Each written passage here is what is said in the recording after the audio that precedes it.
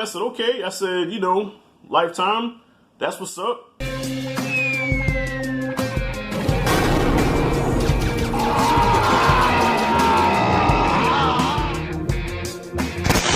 Alright, y'all, I can't believe I'm saying this, but I'm about to do a Lifetime double feature review.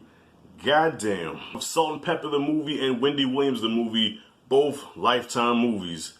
Let me tell y'all something. I don't fuck with Lifetime, alright? I haven't watched a Lifetime movie since my child's mother, okay? And that was years ago. But I heard about these two movies. I was gonna avoid them, but then my boy Q Reviews hit me up and he was like, bruh, the Salt-N-Pepa movie is not that bad. And the Wendy Williams movie is actually pretty good. He was like, bruh, I was going to shit on these movies because Q Review, when he watches something that's terrible, when he shits on it, it's the most hilarious thing ever. He couldn't wait to shit on these movies, and he couldn't. So I said, you know what? Let me go and give him a shot. So without further ado, let me get into it. Salt-N-Pepa, I'm going to review first. Then I'm going to get to Wendy Williams after that. Salt-N-Pepa, I'm going to have to agree with Q. It was not a bad movie. I'm not going to say it was great. I'm not even going to say it was really good. All right? It was all right. But for a Lifetime movie, that's saying a lot. Now, if you look at the track record of Lifetime movies, you got the Whitney Houston story, Aaliyah. You know what I'm saying? I forgot who else they did, but here, when you do a biopic through Lifetime, it's gonna be terrible. Okay, probably the only one that was not that bad was Michelle. I thought that one was aight. But this one was also aight, but it was watchable. I actually halfway enjoyed it, you know what I'm saying? And I think that's mostly because of the director, Mario Van Peebles, who's known for New Jack City, Posse, Panther, Badass, you know what I'm saying? He's the heir to the throne to the godfather of blaxploitation, Melvin Van Peebles, you know what I mean? So Mario, I think, had this been in the hands of a lesser director, I think this movie would have been some straight bullshit. But because it's Mario knows how to make a movie. He knows how to give the movie energy, even if it's not that good. He just knows how to just give it that something to make you watch it and make you somewhat enjoy it. The casting of this movie I thought was terrible. All right, those two young ladies did not look anything like Salt-N-Pepa. But with that being said, they were very easy on the eyes, especially Salt. The actress that played Salt. Boy, look, I don't know how many women watch my channels. I don't want to sound too perverted, but man, did she have some cakes on her. My goodness, when they were doing their little dance numbers and shit, they had the leotards on and everything and all that. You know, it was a lot of boom, pop, bow, shit. I just wanted to, just wanted to smack the shit out of it. You know what I'm saying? Oh man, don't mind me, man. I'm medicated, y'all. I'm kind of under the weather. And I took some medicine, so I might be a little delirious. In real life, I was Team Pepper growing up. Pepper was the shit, you know what I'm saying? And, but as they got older, it became more Salt because Salt, you know, she got a little thick, you know, and I like me a thick girl, you know what I mean? I don't like no skinny chicks, man. I like something to grab onto, you know, more cushion for the pushing. The one thing I was worried about watching this is we know Lifetime's reputation of making men look bad. I don't know who does it worse, Lifetime or Tyler Perry. So I knew they was going to get the Tretch at some part of this movie. And when he came, I said, oh shit, Tretch is here. They're going to villainize him. They're going to demonize him. They're going to make Tretch look terrible. But to my surprise, they made Tretch look like Tretch. You know, he was a normal person with a bad temper. They didn't show him beating her or nothing like that, you know, or doing some crazy shit like ashtray bitch. Nah, it was just Tretch being, you know, just a person with some anger issues, and he left her. So I'm shocked. I said, okay. I said, you know, Lifetime, that's what's up. You know, stop showing the men as being devils all the goddamn time. This also had the feel of an 80s hip-hop video, and I think that's what I like most about this movie was the fact that it gave it an 80s hip-hop flavor, you know what I mean? That this could have been something made in the 80s like a Crush Groove or a Beat Street. You know, it had that kind of feel to it. So I think that's what Van Peebles was going for, to give it that nostalgia feeling. So all the 80s hip-hop was there, the style, the clothes, and just the swag, you know what I'm saying? It had 80s written all over it, but I couldn't help but laugh at some of the portrayals. You had Kid and Play in here, who besides the high top fade looked nothing like them. Probably the worst casting in this movie was Martin Lawrence. They tried Martin. they tried Martin terribly. I'm like, no, they didn't. I wonder what Martin said when he watched that, man.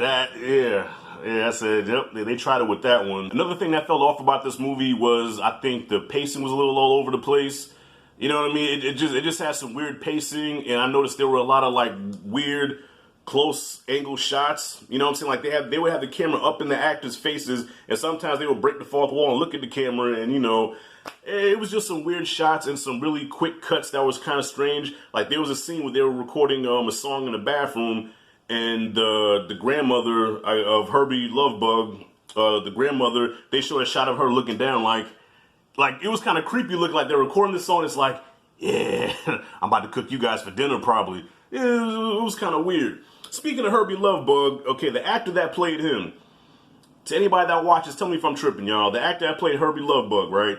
Did this nigga not remind you of, okay, he looked like, especially in the younger years when you played him, he looked like if Kevin Hart were to go through puberty right now and get a little taller and get a little bit more bass in his voice. That was his actor that played Herbie Lovebug. This looked like Kevin Hart going through puberty again.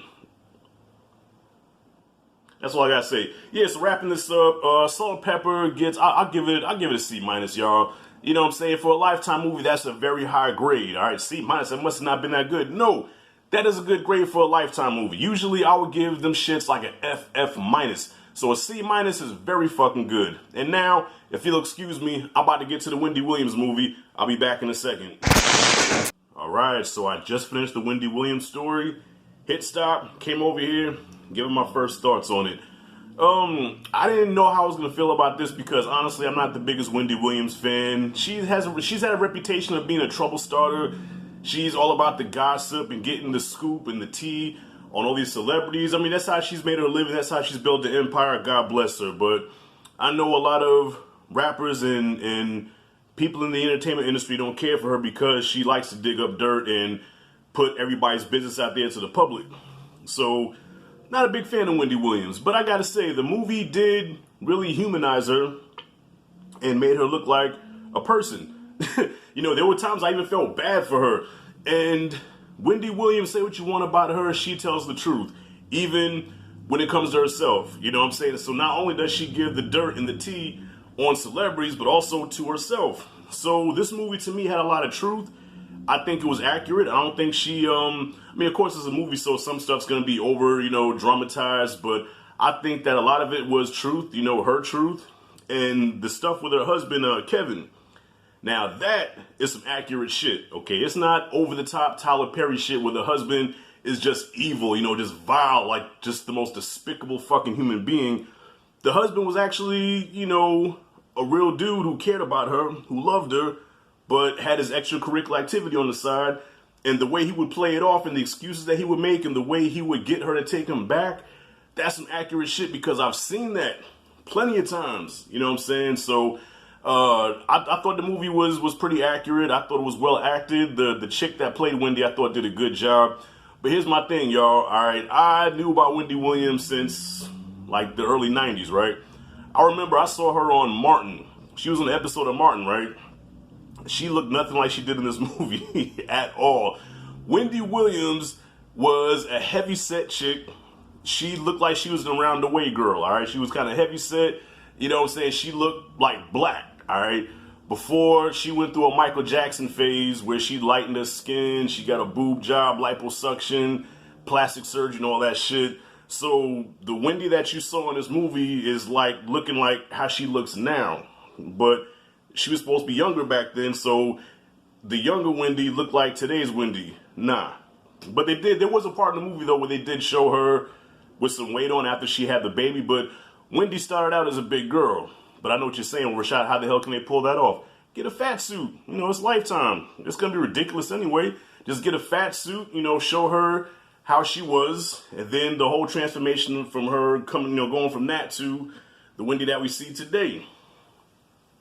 It probably wouldn't have worked though, but, other than that, the movie was decent, I gotta say, Salt-N-Pepa and the Wendy Williams movie, I thought were decent watches. I was home today, I wasn't feeling too good yesterday, I had a little fever, and right now I wish you could smell the inside of my little studio room here. It smells like pure onions, because Mom's old remedy, I cut a slice of onion off and put it in both socks, so I got the onion like on the flesh of the onion on the sole of my feet, well, in the middle of my foot and the bottom. It's supposed to help drain out the fever. I don't have a fever no more though, so don't trip. Rashad got the coronavirus. Nah, I had a fever last night out of nowhere, but I was able to get the fever down. But just to be on the safe side, I just want to make sure that shit's gone from my body completely, because a fever is like the worst shit ever. You get body aches, man. You're cold, you're shivering and shit. Ain't nobody got time for that, man. So yeah, I got onions in my socks right now. So right now in here, it smells like pure fucking onions. But I know y'all don't care about that. Anyways, Wendy Williams was a good watch. Salt-N-Pepa was a good watch. Which is the better of the two? I think because I like the music and the Salt-N-Pepa story, I gotta say Salt-N-Pepa, just because I was vibing to the 80s hip hop and everything, and I just dug that. But I think Wendy Williams was a good watch because it really showed Wendy the person and not the gossiper, not the troublemaker. And recently she came out and said that that her and Method Man smashed, you know what I'm saying? And I'm pretty sure Meth, because Meth don't fuck with Wendy at all. I think Meth actually wanted to like fuck her up physically one time because Wendy spoke on his wife who was sick at the time. And he was like, yeah, when I see her, it's on sight. But she's saying they smashed before, and I wouldn't put it past her, I mean, Wendy's not an ugly chick, and Meth at the time was the Meth that we have today, so I'm pretty sure once you get alcohol and a couple of snorts of cocaine, anything, with Miller Lite, anything can happen, alright? So, so it's all good. So Meth smashed, ain't nothing to be ashamed of, shit, it is what it is. Anyways, yeah, I give both of these movies a C-. I think they were both decent watches. I think for Lifetime movies, these were very good. And I can appreciate Wendy Williams being transparent and telling the truth. The good, the bad, and the ugly. You know what I'm saying? She ain't trying to make herself look too good.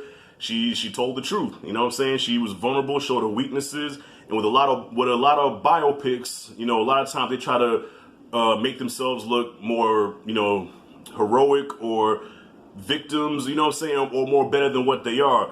Like Straight Outta Compton, for example. Straight Outta Compton made Dr. Dre look like a gangster, and anybody that, if you're watching a YouTube channel, YouTube video, or anybody that knows Dre will say that that's not accurate at all. Especially when he knocked out one of the Bloods and Death Row office. They said, nah, Dre wasn't that person. So I think the biggest thing that about the Wendy Williams movie that I thought was good was the fact that she was honest about her life, you know what I mean? So anyways, y'all, what did y'all think about the Wendy Williams story and the Salt-N-Pepa story? Comment freely below. If you like it, did the content, hit that like and subscribe, notification bell in the corner.